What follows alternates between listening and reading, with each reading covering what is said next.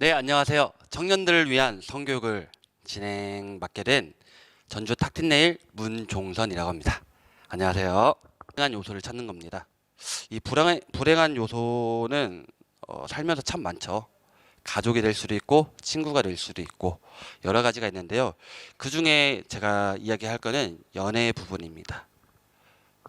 감정은 몇 가지가 있는데요. 소유냐 존재냐. 연애는 1대1 계약입니다. 나 너 좋아할게. 너도 나 좋아해. 이 두 사람이 마음이 맞는 상태에서 계약을 하게 되는 건데요. 근데 계약을 했을 때 그다음부터 넌 내 마음대로 해야 돼. 내 말대로 해야 돼. 내 거니까. 이런 소유적 관계로 되면은 이 사람을 내 마음대로 바꾸고 싶어 하게 됩니다. 연애할 때 가장 많이 싸우는 것들이 이 사람이 내 말대로 안 해줬기 때문이죠.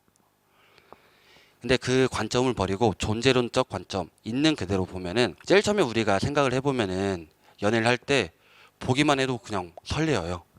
막 보고 싶고 좋고.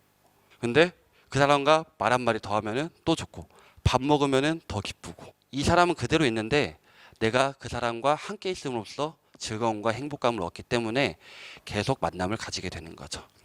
이 사람이 어떻게 해서가 아니라 내가 그 사람과 함께 할 수 있음에 기쁜 거예요.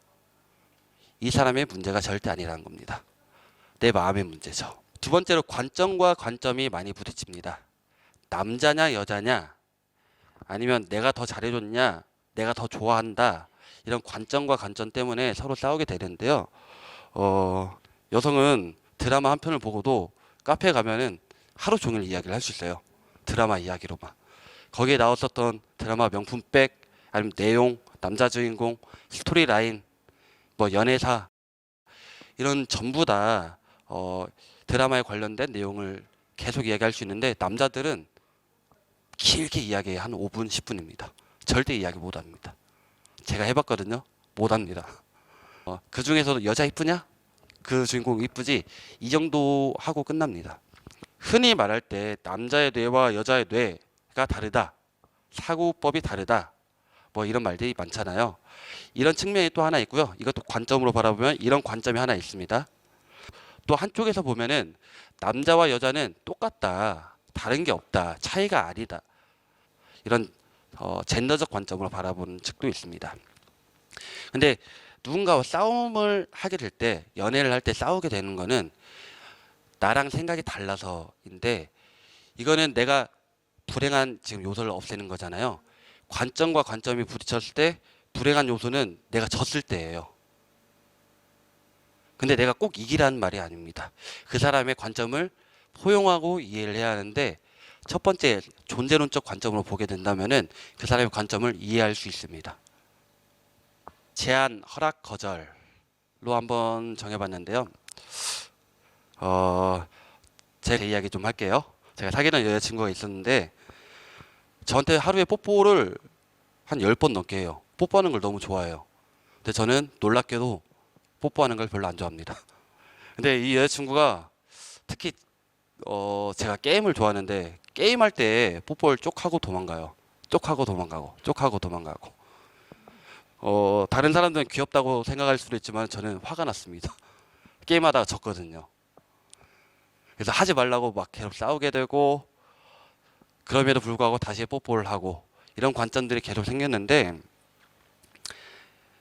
사람들한테 제가 마우스를 집어 던지면서 하지 말라고 이렇게 화를 내니까 제가 나쁜 사람이라고 하더라고요. 어떻게 그럴 수 있냐. 그리고 실제 그 여자친구랑 싸울 때도 여자친구 말에 사람들이 다 공감을 하더라고요. 여자인 내가 먼저 이렇게 스킨십을 하는 것 자체가 큰 용기를 가져서 지금 하는 건데 다른 것도 아니고 게임 때문에 내가 무시당해야 하냐. 너무 서운하다. 이런 말들을 하는데 저는 그냥 싫으니까 싫다고 한 거였거든요. 근데 제가 욕을 좀 먹었어요. 관점을 다시 한번 바꿔서 이야기를 하면은 남자인 제가 여자친구한테 하루에 뽀뽀를 10번 한다고 생각을 해볼게요. 근데 여자친구가 싫어요. 그러면은 누가 욕을 먹을까요? 누가 잘못한 걸까요? 남자냐 여자냐가 중요한 게 아니에요. 원래는.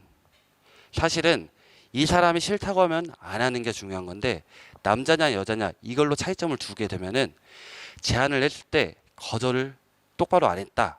허락을 왜 그렇게 하냐. 다른 핑계거리를 대게 됩니다. 지금 그분과는 제가 결혼을 했습니다. 그분과 결혼해서 지금은 뽀뽀를 가끔 합니다. 아직도 제가 흔쾌히 하진 않아요. 근데 지금 왜 뽀뽀를 할까요? 결혼해서일까요? 그러지 않아요. 결혼해서 뽀뽀를 한다 이런 건 아니고요. 제안을 해주더라고요. 혹시 지금 내가 뽀뽀해도 될까? 그리고 기다려줘요. 여자가 먼저 뽀뽀해도 될까 하고 기다려요. 하루에 10번씩. 근데 전 다 거절하죠. 이를 끊임없이 해요. 몇 달 동안. 기다려주고 기다려주고 기다려주고 기다려주니까 제가 가끔 뽀뽀하고 싶을 때가 생기더라고요. 그때 하면은 저한테는 뽀뽀라는 스킨십이 저한테는 좋지 않은 기억인데 상처가 있던 아니면 좋지 않은 부정적인 의미였는데 조금씩 좋은 감정으로 바뀌게 되었습니다. 내가 무언가 하고 싶을 때는 그 사람한테 제안할 수 있죠. 근데 그 사람이 싫으면은 기다려주고 이 사람이 싫은 이유가 뭔가 생각을 해야 돼요. 근데 이유가 잘 몰라요. 그럼 그냥 무조건 기다리는 게 맞습니다. 그러다가 이 사람이 가끔 해줘요. 최대한 그 가끔 해줄 때 함께 할 수 있는 경험을 기쁜 감정으로, 기쁜 경험으로 만들어야 합니다. 그게 제안을 잘하는 방법이고요. 허락을 기다리는 방법이고 거절을 잘하는 방법입니다.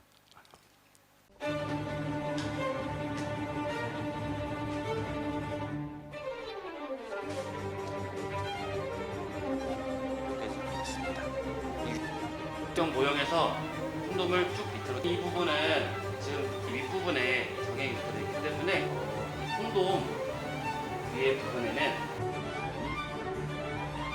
욕구 중에 어느 정도 점성을 가지고 있습니다. 이랑 비슷하고요.